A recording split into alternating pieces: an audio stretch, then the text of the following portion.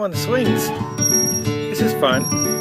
You know where I can be on the swings? Because there's nobody at the park. Like nobody. At all.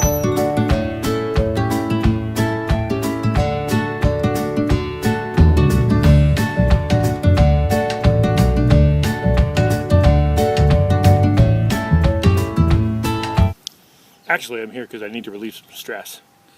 And to be honest, I think a lot of you Americans need to relieve some stress too. I'm a Canadian, I get it. I don't get a vote in your country, and quite frankly, we're too nice to even figure out what the heck you guys are doing down there. But give me a minute here. I know it's hard. I know it's hard right now that you guys are in the middle of a vote, and you have to figure out which candidate to pick. But I want to tell you this. I get it. I get it. You got two candidates, both with big pluses and both with big minuses. I mean, this is the most divided two candidates can be. It's incredible. They have character flaws, both of them. It's almost like you're not trying to pick the best of the two. You're trying to pick the least worst. I get it. American Christians, I get it. It's tough. Plus, you got to deal with media spin and bias, right? You don't even know who to believe, quite frankly. Facebook and Twitter, they're trying to change the facts by deleting and changing what you see, and you got friends and you got deep convictions either way. If you go home to your friends, you go to your family, and they've got all their opinions you got to deal with, and you got to try to make them happy, or do you? Maybe you don't. Peer pressure everywhere. Spin and peer pressure, and you don't know who to trust. It's hard, isn't it? Most of you are just disenchanted with the process altogether. In fact, you're ready to be done. You feel powerless, you feel unheard, you feel manipulated, and you just want to throw it all out. You're done. You want to move to Switzerland. Just call it done. Because, quite frankly, it's annoying. You can't trust anybody, even the people you're supposed to try to elect, and you don't know who to pick. Others of you're confused because both sides make good points. In fact, the Democrats, they want to help the downtrodden, and they want to share the wealth, and they want to work towards the future, and they want to make things more equal for people, and then you got the Republicans, they want to grant more individual freedoms, and they want to defend the borders, and they want to be more financially conservative, and they want to make a plan for dealing with the scary future. So which is it? You don't know which to pick. Well, I can't tell you who to vote for, and I don't intend to, because I think you have to make that decision for yourself. But I will say this. Here's a few things you need to remember. First, when you go to vote, it's not just about who's going to be the next president. There's a lot more going on there.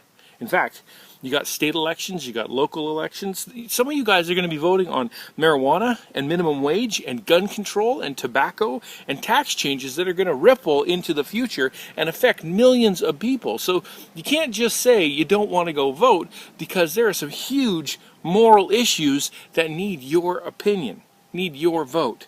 So I encourage you not to be lazy in this. Especially the ones that are disenchanted, the ones that don't want to go. Do some reading, figure some stuff out. It's important.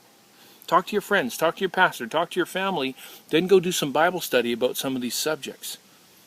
Then go pray about it and find out what God has to say.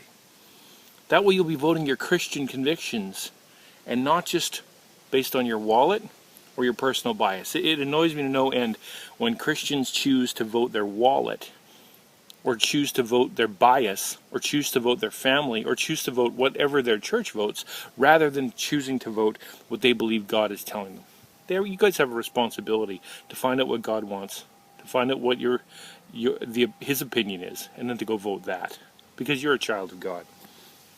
And finally, let me close with this. Don't take your vote for granted. There are millions of Christians out there who would love to have a vote, but they don't get one because they're persecuted, or they're oppressed, and the government above them hates them. They don't get invited out every year to be asked their opinion, to change their government, to make it more friendly towards whatever they want to be more friendly towards. No. They get hunted down, and they would love to vote.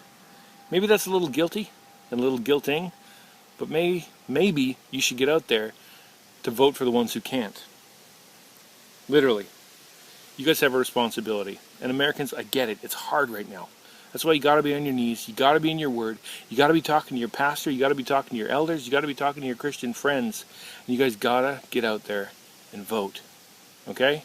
Maybe take a little trip to the park. Get some rest. Think about it. Clear your head. And then get out there and vote. Bye.